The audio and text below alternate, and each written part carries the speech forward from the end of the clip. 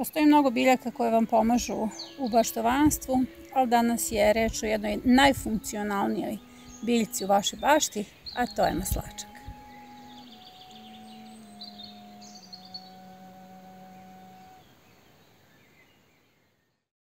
Maslačak je indikator tla, odnosno spada u biljke koje zovemo zelenim kažiprstom. Kada pogledate ovo polje puno maslačka i hoćete tu da napravite svoju baštu, u ovom trenutku ja vam mogu reći da vam maslačak poručuje da je ovo glinano tlo, nepropusno, siromašno kalcijumom. Prema tome, ovdje se prave jaki nadzemni permamodeli. Kao što vidite, zimska zona je još uvijek pod travom, jedan deo jesenje zone, ali ono što mogu da vam pokažem jeste da sam spojila letnju i prolećnu zonu. Dakle, ja sam uspjela u obnovi bašte. Sjetite se kako sam plakala i kako je ovo bilo jako tužno za sve nas, ali evo delim s vama jednu veliku radost, a to je da je bašta konačno obnovljena i spremna. Uloga maslačka u bašti je ogromna. Zapravo, mi govorimo o biljci koja zaista može da pomogne u uzgoju paradajza. Zapravo deluje antagonistički na većinu gljivica koje nam prave problem kod uzgoja paradajza. Zašto se nalazim nad ovim permamodelom? Zato što ću ovdje da posadim paradajz i pre sadnje paradajza ja ću kompletna gnezda, odnosno teritoriju gdje ide paradajz, da nadogradim maslačkom. Zapravo svežim otkosima maslačka. Ukoliko maslačkom stalno nadograđujete permamodele, permamodelima dodajete kalcijum, kobalt, kalijum i fosfor. Kada mi neko postavi pitanje kako je moguć biovoćnjak, odnosno voćnjak u kome se niti jedna biljka ne tretira, ja vam kao odgovor dajem upravo ovaj prizor. Čitav ekosistem radi i funkcioniše. Jako je bitno da prirodu pustite da radi svoj posao ako želite da berete trešnje. Pogledajte, trešnje, rutave bube se nalaze tu gdje im je mesto.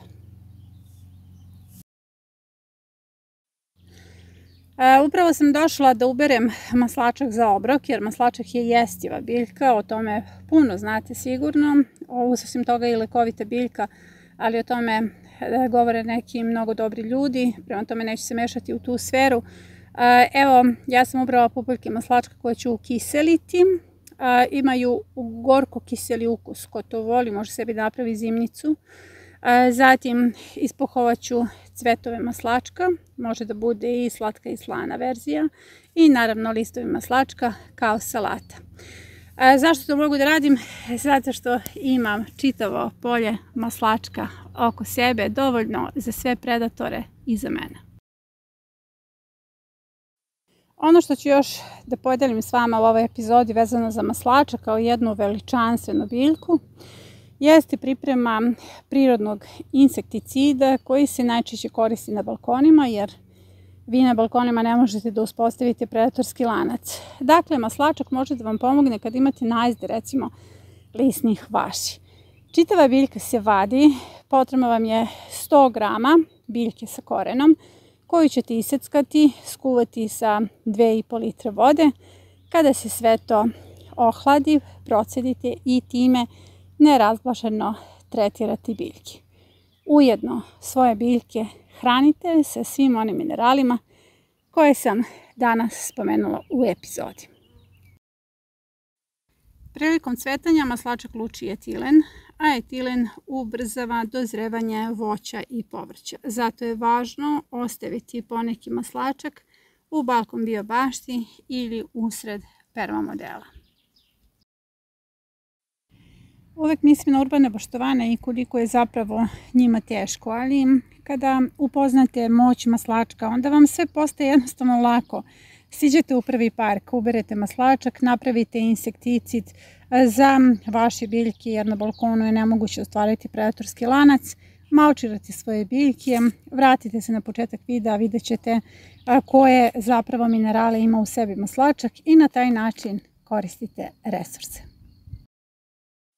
Maslačak je još indikator alkalnog tla koje je bogato kalijom i magnezijumom. To je vrlo bitna informacija ako želite da posadite voćke. Ne treba vam nikakva analiza tla, dovoljno je samo da pogledate biljke.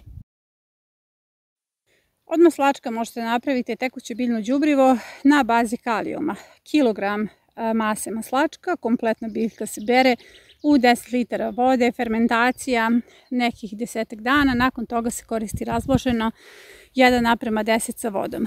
Ali ono što je najvažnije, ukoliko radite permamodele i nadograđujete maslačkom, nije vam potrebno tekuće biljno đubrivo. Proizvodnja vlastite hrane je najradikalniji čin otpora koji hoće i može da promeni efekat velikih korporacija na vaš život. I to je jedini način da menjate sistem, sve ostalo je apsurd. Onog momenta kada uđete u market, kupite hranu koja je višestruko tretirana, vi ste platili sve te korporacije. Proizvedite i onu malu, najmanju salatu koja je vaša. Znate šta jedete i dali ste svoj doprinos u očuvanju planete. Na kanalu vas učim kako da to uradite, kako da na što bezbedniji način proizvodite hranu po biološkim metodama. Učimo o resursima. Znanje o resursima je vaš uvod u nezavisnost. Zapratite kanal.